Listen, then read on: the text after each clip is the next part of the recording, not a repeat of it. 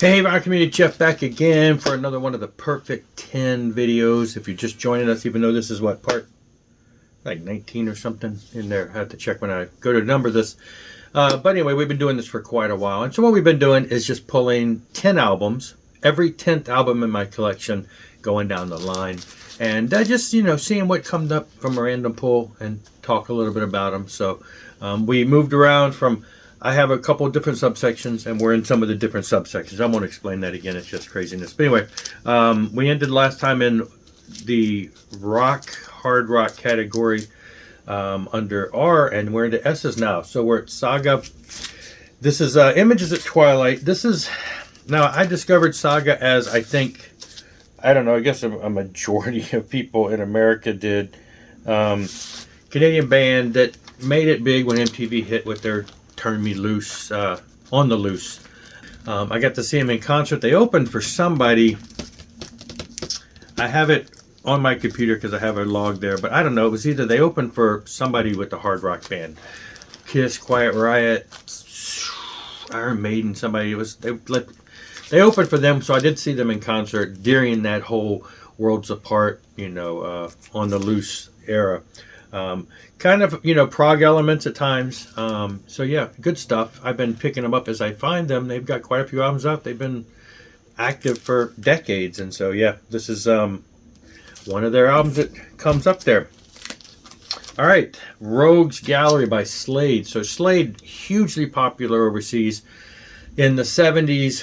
And to the point where they influenced a lot of different bands. And then Quiet Riot comes out with Come On Feel the Noise. They've done Mama We're All Crazy, which are Slade songs. And when Quiet Riot came out and made those songs hugely popular, it kind of brought a resurgence of Slade.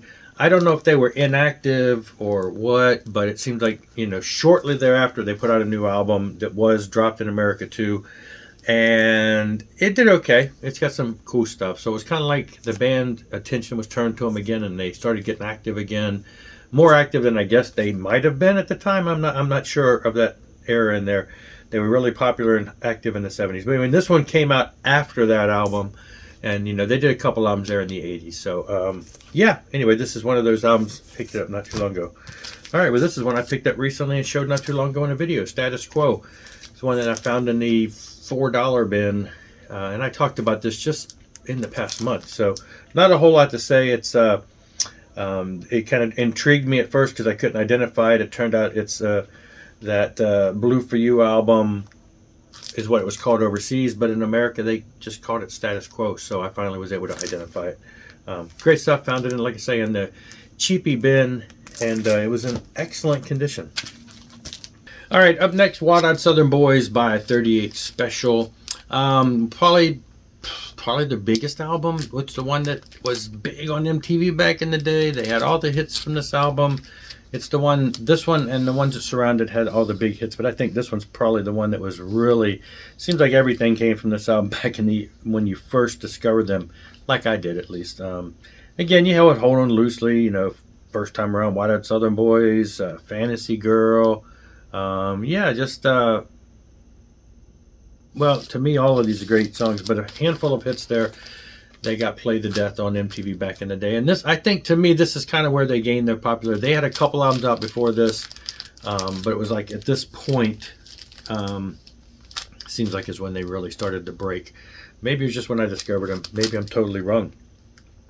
I have picked up most of their stuff over the years and their early stuff, and so they're one of the, if you're not familiar with them at all, which I know is hard to fathom for us in America because they were pretty much a household name for the longest time, but it's interesting when I show some of this stuff that some of the people that watch, that are some of you in other countries, you're like, they never really heard of them. They weren't really any known over here at all, and I found out to be the case with some of the other bands like this that were pretty much popular here, but I guess you just take for granted they're popular everywhere when they really aren't. But so if you're not familiar with them, this is Donnie Van Zant is the singer, one of the singers for the band, and Donnie Van Zant is the brother of Ronnie Van Zant from Lynyrd Skynyrd fame. And then later their younger brother Johnny Van Zant came along, and he had a band called Van Zant. He had some solo albums. So the three Van Zant brothers have done a lot of stuff. Now there's a Jimmy Van Zant too. I think he's a cousin or something that has done music too in recent years. I say recent as in the past 25 or so years he's been active. So yeah, anyways. So yeah, this is Donnie, and there's Ronnie, and then there's Johnny, and then of course Ronnie died, Leonard Skinner, and Johnny took his place. Johnny and Donnie have done albums together in the past 10 to 15 years, just under the name, actually 10 to 20 years, because I remember getting them before I even moved back to Virginia. They had the first Van Zant album, and they've done 4 Van Zant albums. They tend to be a bit more southern, a bit more country at times, but just absolutely some beautiful songs. But anyway, yes. So I'm not sure about 30th Special, if they're still really active, or do they occasionally play? Occasionally, maybe they do. I can't recall if I've seen them active. But yeah, there you go. 38 Special. They have quite an extensive catalog from back in the day. All right, Triumph, Never Surrender. I mentioned Triumph recently because I picked up their first album at a local store. Was really thrilled about getting that. This is Never Surrender. This is a handful of albums later. Another one of those bands that, well, people say that they probably were the next big thing. Canadian band. They were ranked up there as the ultimate band along the lines of Van Halen and places like that. But for some reason, they never quite got that, never quite crossed that line, at least not in America. They did quite a few great albums. There's probably a handful of songs you probably are aware of by them. And then Rick Emmett left the band, and now there is a documentary movie that came out a year or two ago. I'm waiting for it to drop live where I don't gotta, free, where I don't gotta rent it on like Amazon Prime or something, where I guess the band got back together for a reunion and they did a show and stuff. And so I really want to hear the behind the scenes of, what happened to the band, their early heyday, why Rick left, etc., etc. So I want to watch that documentary at some point. But anyway, have been picking up as much of the vinyl as I can get, and enjoying their stuff. Love it. This is a great one. The ones just prior to that are the ones that probably were more frequently seen on MTV and stuff. I think there was one hit from this album. Anyway, all right, USA, Total Unknown, Blind Buy. Bought it simply because I just thought these guys looked like they got the rock. They've got the 80s vibe with the lightning bolts and stuff. And yeah, I knew nothing about it. It was in the cheapy cutout bin at the record store where everything is under $3. And I bought this a few years ago. And I understand now why. There's really nothing here to write home about. It's very generic. I don't remember anything about it. Maybe I'll listen to it today just to try to refresh myself, because I bought it and it was unmemorable and just kind of, one of those records that I probably will eventually thin out of my collection if I ever get around to doing that. All right, WhiteHeart, Vital Signs. This is the second WhiteHeart album. WhiteHeart is a Christian band. They started off as a Christian like AOR. First album had Steve Green on vocals. He later went solo and does really smooth AOR type, lighter music. But on this album, he was kind of getting involved. Not on this album, but on the album prior to this, WhiteHeart was starting to be a little more guitar driven, but very still smooth. But he left by the time they got to this album, because I guess maybe the musical style was changing.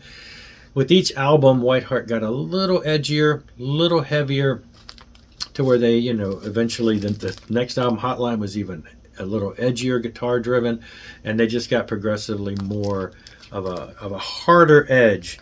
This album is right in that middle range between the first album being really kind of a little more laid back to the, where they got a little heavier. Love the first two albums regardless. And then they just started kind of coming to their own around shortly after this. So great stuff. Big WhiteHeart fan.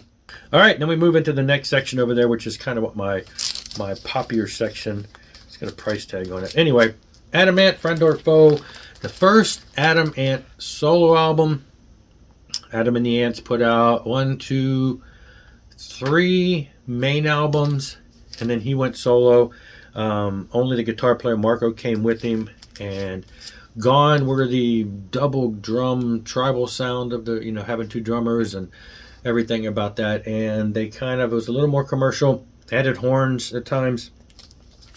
Again, this was the MTV era when he was getting popular with songs like Goody Two Shoes. I think the first video from this album was Desperate But Not Serious, and then Goody Two Shoes. And anyway, when this album first came out back in the day, I was already a big fan. Kings of the Ball Frontier, one of my favorite albums. Prince Charming, one of my favorite albums, so I wasn't sure what to expect. A lot of weirdness, I thought, at first on this album. He does Hello, I Love You, a cover tune. And so, you know, but I just thought it was a little different, but over the years have grown to love and respect it as much as anything.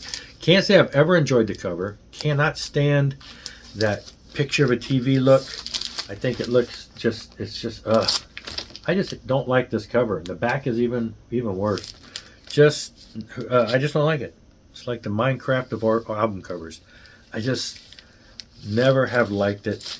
Can't stand that cover. But the album itself, great stuff. There you go. Adam Ant, his first solo album. All right, and the first Asia album. So I remember back a couple years ago, wife and I, we were at the antique store in Raleigh, North Carolina, and she was going through, as usual, going through the $2, $3 bins. We were going through a big section in the antique mall of a bunch of $2 bins, and she said, oh, and she found this Asia album. She's like, you have to buy this. It wasn't this one. And I knew she wanted this one. We both had this one as, you know, as teenagers. Everybody had this album, you know, everybody, MTV was, you know, again, they were big on MTV with, you know, Heat of the Moment, Only Time Will Tell. Anyway, so she picked up Asia Alpha, and they look very similar. They don't, well, all the Asia albums look similar, but they just look like Asia because they got that thing. She says, "Ooh, you got to buy this Asia album." I'm like, "I will buy that Asia album, but just so you know, it's not the one you think it is." We did find the original, this first one, you know, so we bought it also. But yeah, so you know, their albums have a similar look as far as just the cool art that they do. I've only got, I think, this one in an alpha, so you know, they've done quite a few albums, and as I run across them, I will pick them up. Kind of a super group of sorts. So yeah, it was cool stuff. All right, the Beatles. We're into the Bees. This is the last one of this particular section. I'm just one of those people, you know the Beatles. I'm not a huge fan, and I'm not even sure how I got into them or why I got into them or who influenced me to get into them, but had to be more than 10 years ago. But I remember I was going to my local library a lot, and we went to the library quite a bit. We had younger kids, and we used to go there and check out books all the time. The kids love reading. I love reading. I've read all kinds of biographies from the library. Used to just check out books. You know, I remember reading Dee Snider and Dave Mustaine, and I used to check out biographies. The kids would go over here, this, whatever, and then I'd go to the music section, and I was bringing home Beatles CDs. Just random stuff that they had. Come home, rip it on my computer, listen to it. I guess they weren't online as easy to find back then, but I can't recall what got me to get an ear for them. Then when I got into vinyl, of course, so many people in the vinyl community talk about the Beatles, so as I see them occasionally, I buy them. Don't have a lot of their stuff. I have a couple old albums that I found. And then I've bought a couple of these reissues, this and Sgt. Pepper and Let It Be, and then I picked up a used copy of like the Red Greatest Hits album. So I probably have maybe half a dozen. So I'm not an Uber fan. I don't know all about this, you know, the mono and the stereo and this release and that label and this box set and that box set. And so I'm always learning stuff as I watch people out there who do know all that stuff. For me, I'm a casual collector, casual love for them, and I will pick up their stuff as I see it that's, you know, reasonable. And I picked up one of their reissues and, you know, still got a long way to go with that. So great stuff. That's it for this one, though. That's the last of the 10 for this section, and we'll be back with another 10 later. Rock on and rock hard.